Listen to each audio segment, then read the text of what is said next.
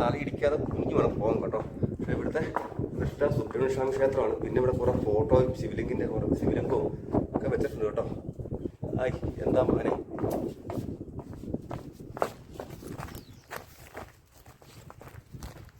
Welcome back again. ബിനുവാണേ. ഇന്ന് നമ്മളുള്ളത് തന്നെ പുതിയ തന്നെയാണ് ഉള്ളത്.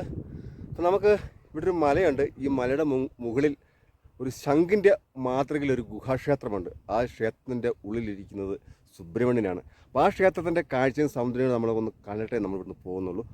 അപ്പം നമുക്ക് ക്ഷേത്രത്തിൻ്റെ കാഴ്ചയിലോട്ട്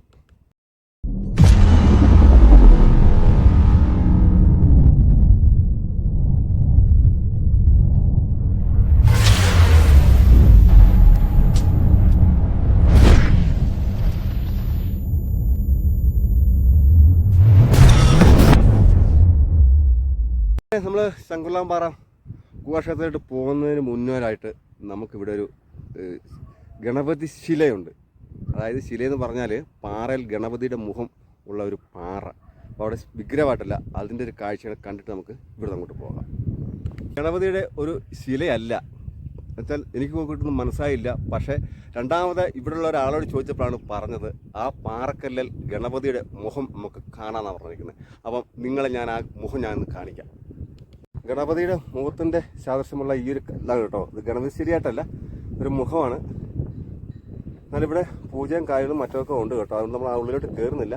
പക്ഷെ എന്നാലും നമുക്ക് ഇവിടുന്ന് ആ മലയുടെ മണ്ടയിലോട്ടൊന്ന് നടക്കണം. ഏകദേശം എനിക്ക് തോന്നുന്നത് 1 കിലോമീറ്റർ അടുത്തുണ്ടെന്ന് തോന്നുന്നു. എന്നാലും നമ്മൾ നടക്കുവാണ്. ദാസപ്പനോട് നമുക്ക് കയറി പോകാൻ പറ്റും. പക്ഷെ ദാസപ്പന അപ്പുറം മാറ്റി ചെയ്തേ. പക്ഷേ ഓഫ് റോഡാണ്. ആദ്യമായിട്ടായി വീഡിയോ കാണുന്നെങ്കിൽ ഷെയർ ചെയ്യാനും കമൻറ്റ് ചെയ്യാനും മറക്കരുത്. അത് പറഞ്ഞാൽ ഓഫ് റോഡ് അല്ല കേട്ടോ, കല്ല് പതിപ്പിച്ചിരിക്കുന്നതാണ്. ദാസപ്പനുണ്ടെങ്കിൽ കയറി വരാം. അവിടെ ഒരു സ്കൂട്ടിയൊക്കെ ഇരിപ്പുണ്ട്. ഞാൻ ഈ മണ്ണിട്ട വഴിയെ പോകുമ്പം അതിൻ്റെ ഒരു ഭംഗി, അതായത് 2 സൈഡിലും പച്ചപ്പ്, പിന്നെ നടുക്ക് കാണുന്ന ഈ മണ്ണിൻ്റെ കളറും എന്തൊരു ഭംഗിയല്ല എനിക്ക്. ഈ കാണുന്നതെല്ലാം തേയില കേട്ടോ. ഇവിടുത്തെ നാലും നമുക്ക് ഈ തേയിലത്തോട്ടത്തിൻ്റെ ഒരു ഭംഗി തന്നെയാണ്.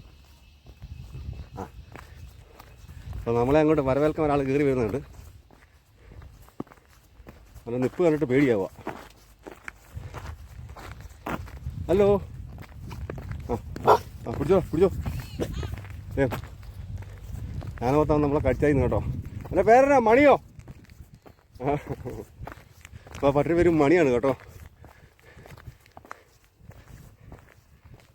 ഇതൊരു തേയിലത്തോട്ടമാണ്. തേയിലത്തോട്ടത്തിൻ്റെ ഭയങ്കര ഭംഗി തന്നെയാണ്. മണി വാടാ, വാ അതെ വാ മണിയേ. കുണ്ടികൊണ്ട് പോലും മൈൻഡ് ചെയ്തില്ല, വിട്ടുപോയി. ഇവിടെ നിന്ന് കാണുന്നൊരു ഭംഗി വേറെ ലെവലാണ് കേട്ടോ.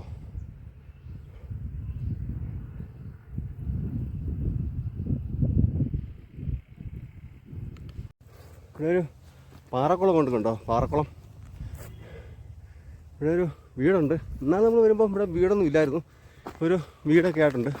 വീട്ടിൽ ആ കാണുന്നതാണ് ശങ്കുളം പാറ. നമുക്കൊന്ന് പോവാം. അവിടെ നിന്ന് കാണുന്ന കാഴ്ചകൾ ഒട്ടനവധി ഉണ്ട് കേട്ടോ. ഓഫ് റോഡാണ്. നാസപ്പനോട് കയറി വരായിരുന്നു. പക്ഷേ നാസപ്പനെ കൊണ്ട് കയറി വന്നു കഴിഞ്ഞാൽ കുഴപ്പമൊന്നുമില്ല. നമുക്കിത് വിഷയമുള്ള കേസല്ല.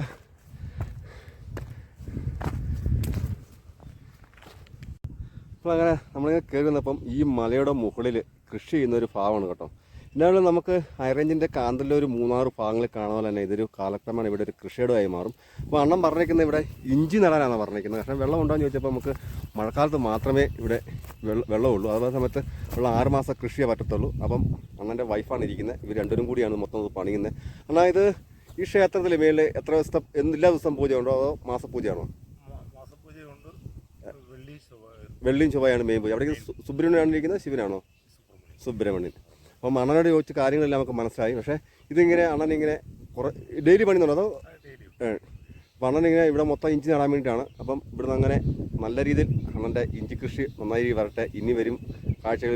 ആ കാണുന്ന വഴി ഒരു സ്വകാര്യ വ്യക്തികളുടെ റിസോർട്ടിലേക്കുള്ള വഴിയാണെന്ന് തോന്നുന്നു. ഇങ്ങനെയാണ് നമുക്ക് നമ്മുടെ ശങ്കുളം പാറയിട്ട് കയറി പോകുന്ന വഴി. അത് റിസോർട്ടിലോട്ടുള്ളത്. പിന്നെ ഇത് കൂടാതെ നമ്മൾ വന്ന വഴി അതാണ്. കട്ട ഓഫ് റോഡാണ്. പക്ഷേ ഇവിടെ നമുക്കിനി ഒരു ചക്രം കൊണ്ടിട്ട് കയറാം. പക്ഷെ എന്നാലും പേടിയാണ്. കഴിഞ്ഞ ദിവസമൊക്കെ ഇവിടെയൊക്കെ മഴ പെയ്തുകൊണ്ട് തോട്ടപ്പൊടി ഉണ്ടോന്ന്, അതായത് പന്നി കുത്തി മാർത്തിട്ടിരിക്കുകയാണ്. അപ്പോൾ എല്ലാ പ്രാവശ്യം മഴക്കാലത്ത് പോകുമ്പോൾ തോട്ടപ്പുഴുവിൻ്റെ കടി കൊള്ളാറുള്ളോ.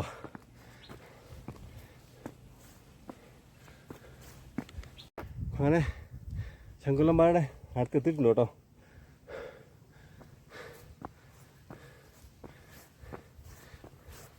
നമ്മൾ അധികം പുല്ലുംകാട്ടികൾ കയറുന്നില്ല. മഴ തുടങ്ങിയപ്പോൾ തന്നെ നമുക്ക് തോട്ടപ്പുഴയും കഴിക്കൊള്ളാൻ മേല. അങ്ങനെ ശങ്കുലമ്പാറ അടുത്തെത്തി കേട്ടോ. ഇവിടെ ഒരു മരമൊക്കെ നിൽപ്പുണ്ട് ഈ പാറയോട് ചേർന്ന് തന്നെ. പക്ഷേ ഇതൊരു ഒറ്റ കല്ലാണ് കേട്ടോ. ഈ കല്ലിൻ്റെ അടിയിലാണ് നമ്മളീ പറഞ്ഞ ക്ഷേത്രം സ്ഥിതി ചെയ്യുന്നത്. അപ്പോൾ ഇത് പാറ തുറന്നതിനകത്തൊക്കെയാണ്. അപ്പോൾ അങ്ങോട്ട് കയറുന്നത് കാണാം. ഇവിടുന്ന് കാണുന്നൊരു കാഴ്ച ഭയങ്കര കേട്ടോ. ഇത് നല്ല മലമ്പ്രദേശമാണ്. തൊട്ടാണ് റിസോർട്ടുണ്ട്. നല്ല ഉയരത്തിലാണ് നിൽക്കുന്നത്. നല്ല കാറ്റും ഉണ്ടോ. നമ്മളങ്ങ് ആ പാറ നിന്നാണ് വന്നത് കേട്ടോ. അതുകൊണ്ടോ അങ്ങ് കാണുന്ന പാറ നമ്മൾ വന്നത്, അവിടെ നിന്നാണ് വന്നത് നമ്മൾ. ഗ്യാപ്പാണ് കേട്ടോ. അപ്പുറം നമുക്ക് കടക്കാം. തൊഴുതിട്ട് അങ്ങനെയാണ് ഈ ഇതിൽ കയറി അപ്പുറത്തോട്ടാണ് തൊഴുതിറങ്ങുന്നത്. പക്ഷേ ഇവിടെ നിന്ന് കാണുന്ന ഒരു കാഴ്ച എന്ന് പറഞ്ഞു കഴിഞ്ഞാൽ എൻ്റെ പൊന്നും മോനെ, നമ്മുടെ ചെകുത്താൻ മലയുടെയും കുന്ത്രാമ്പാറ മലയുടെയും അത് കൂടാതെ നമ്മുടെ ശൂലപ്പാറ ക്ഷേത്രത്തിൻ്റെ ഒരു കാഴ്ചയും എന്തിനും പറയാം. നമ്മുടെ ചെകുത്താൻ മലയുടെ കാഴ്ച വരെ കാണാം. പിന്നെ നമ്മുടെ രാമക്കൽ മേടും, പിന്നെ നമുക്ക് തമിഴ്നാടിൻ്റെ കുറേ ഭാഗങ്ങൾ ഇവിടുന്ന് കാണാം കേട്ടോ. കുറേ മേഘമലയുടെയും കുറേ കാഴ്ചകളൊക്കെ നമുക്ക് ഇവിടുന്ന് കാണാം. പക്ഷേ മഞ്ഞ് കാരണം നമുക്ക് ഒന്നും കാണാൻ പറ്റുന്നില്ല. ഇന്നേ ദിവസം നല്ല മൂടലാണ്. ഇവിടെ ഇപ്പം അത്യാവശ്യം നല്ലൊരു ഗ്രീനറിയൊക്കെ ഉണ്ട്. ഇതാണ് കേട്ടോ നമ്മുടെ ഇവിടുത്തെ കാട്ടുമുന്തിരിയുടെ കടപ്പാണ്. പക്ഷേ ഇതിനകത്ത് പഴങ്ങളൊന്നും ഇല്ല. പക്ഷെ മൊത്തം മുള്ളാണ്. അപ്പോൾ ഇവിടെ ഒരു ഗ്രൗണ്ട് പോലെ നമുക്ക് ഇവിടുന്ന് കാണാൻ പറ്റുന്നുണ്ട്. പക്ഷേ ഇനി കാലക്രമേണ ഇവിടെ ഇനി അമ്പലം പണിയാനാണോ എന്നറിയത്തില്ല. പക്ഷെ എന്നാൽ കേട്ടോ ഇവിടുന്ന് കാണുന്ന ഒരു വ്യൂ പോയിന്റ് അടിപൊളിയാണ് കേട്ടോ. അപ്പം ആ കാണുന്നതാണ് കേട്ടോ നമ്മുടെ എന്താ പറയുക, നമ്മുടെ മാർബിൾ കോറി. അതായത് ഏകദേശം 50 കിലോമീറ്ററിൽ ചുറ്റപ്പെട്ട് കിടക്കുന്ന നമ്മുടെ മാർബിൾ പാറ അല്ല മാർബിൾ മല. അതുകൂടാതെ ഇതിനോട് ചേർന്ന് നടക്കുന്ന നമ്മുടെ ക്ഷേത്രവും. നമുക്കിനി എന്നാണ് ക്ഷേത്രത്തിൻ്റെ അടുത്തേക്ക് നിന്നിട്ടൊരു കാഴ്ച കാണാം കേട്ടോ. ഞാനിരിക്കുന്ന ശങ്കുർലാം ഗുഹാക്ഷേത്രത്തിൻ്റെ മുന്നിലാണ്. അപ്പോൾ ഇവിടെ നിന്ന് ഇറങ്ങി വരുമ്പോൾ തന്നെ നമുക്ക് കാണാൻ പറ്റും ഒരു ഗണപതിയുടെ ഒരു പ്രതിഷ്ഠ. അപ്പം ഇതാണ് നമ്മുടെ ശങ്കുർലാൻ ഗുഹാക്ഷേത്രം. അപ്പം ഇവിടുന്ന് അപ്പുറം കാണാൻ കേട്ടോ. ഇതൊരു ശംഖിൻ്റെ മാതൃകയാണ് ഈ ഇരിക്കുന്നത്. അപ്പം ഇവിടുത്തെ പ്രതിഷ്ഠയാണ് സുബ്രഹ്മണ്യ സ്വാമിയാണ് ഇവിടുത്തെ പ്രതിഷ്ഠ.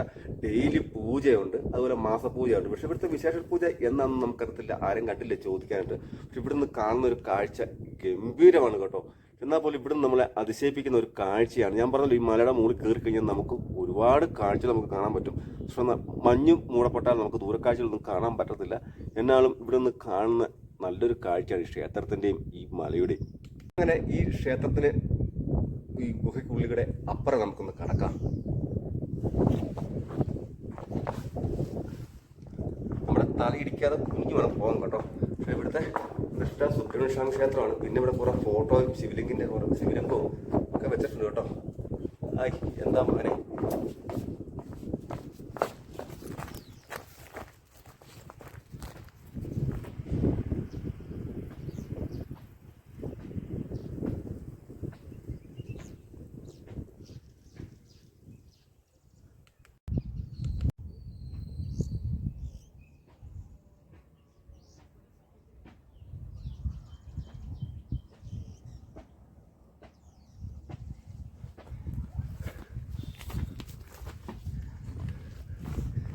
രണ്ട് പാറക്കല്ലിന് ഇടയിലാണ് ഈ ക്ഷേത്രം സ്ഥിതി ചെയ്യുന്നത്.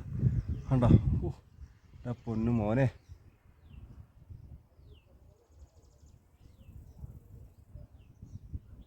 എന്നാലും ഇത് ഭഗവാൻ നമ്മളെ കാക്കും കേട്ടോ. കാരണം വെച്ചാൽ ഇതിനടിയിൽ ഒരുപാട് കുടുംബക്കാർ താമസിക്കുന്ന ഒരു പ്രദേശമാണ്. എന്നാൽ പോലും ഒരു വിഷയമില്ല.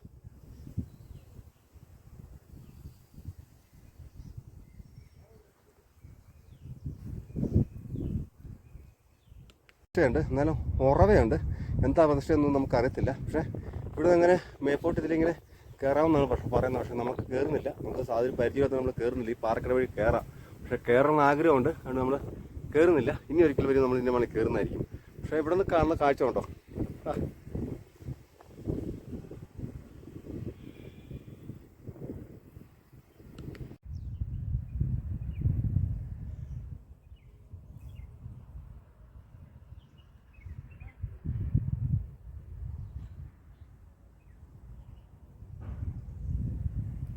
കാണുന്ന ഒരു സ്വകാര്യ വ്യക്തിയുടെ എസ്റ്റേറ്റിലെ ചെക്ക് ഡാമാണ്. കൃഷി ആവശ്യങ്ങൾക്ക് കാണാൻ തോന്നുന്നു കേട്ടോ. നമുക്ക് അങ്ങോട്ട് ചെല്ലാൻ പറ്റത്തില്ല. ചെന്ന് കഴിഞ്ഞാൽ അവർ നമ്മളെ കയറും നമ്മുടെ പഞ്ഞിക്ക് അങ്ങോട്ട് പോകുന്നില്ല. പക്ഷെ ഇവിടെ ഒന്ന് കാണുന്നൊരു കാഴ്ച ഒന്ന് വേറെ കേട്ടോ. ആയ് എന്താല്ലേ, ഒരുപാട് ദിവസങ്ങളായി വീഡിയോ ഒക്കെ ചെയ്തിട്ട് നമ്മൾ. അപ്പോൾ കാരണമാണ് നമ്മുടെ ഉപജീവന മാർഗം കൂടെ നമുക്ക് നോക്കേണ്ടിയിരിക്കുന്നു. അതുകൊണ്ടായിരുന്നു നമ്മൾ വീഡിയോ ഒക്കെ ഇടാത്തത്. അത് തന്നെയല്ല, ഇപ്പോൾ നമ്മുടെ ഇവിടെയെല്ലാം ഭയങ്കര പച്ചപ്പല്ല, ഉണങ്ങി മുരിഞ്ഞ് കിടക്കുന്ന ഒരു പ്രദേശമാണ്. നമുക്ക് വീഡിയോ ഒക്കെ പിടിക്കുന്നുണ്ടെങ്കിൽ നമുക്ക് ഇനി ഇവിടുന്ന് കേരളം വിട്ട് അല്ലെങ്കിൽ ഇടുക്കി ജില്ല വിട്ട് മറ്റൊരു സ്റ്റേറ്റിലോട്ട് പോയാൽ മാത്രമേ നമുക്ക് നല്ല നല്ല വീഡിയോകൾ എടുക്കാൻ പറ്റുള്ളൂ. പിന്നെ ഇപ്പം അങ്ങനത്തെ ഒരു വീഡിയോ നമുക്ക് ഉടനെ ഉണ്ടാകും. പക്ഷേ ഈ വീഡിയോ ആദ്യമായിട്ടാണ് കാണുന്നെങ്കിൽ ഷെയർ ചെയ്യാനും ലൈക്ക് ചെയ്യാനും കമൻറ്റ് ചെയ്യാനും മറക്കരുത്. കാരണം എന്താണെന്ന് വെച്ചാൽ ഈ ഒരു ചെറിയ ചാനലാണ് നമ്മുടെ വലിയ ചാനലായി മാറേണ്ടത്. പക്ഷേ വന്നിരുന്ന ടൂറിസ്റ്റ് വിനോദസഞ്ചാരികളെല്ലാം പോയി കേട്ടോ.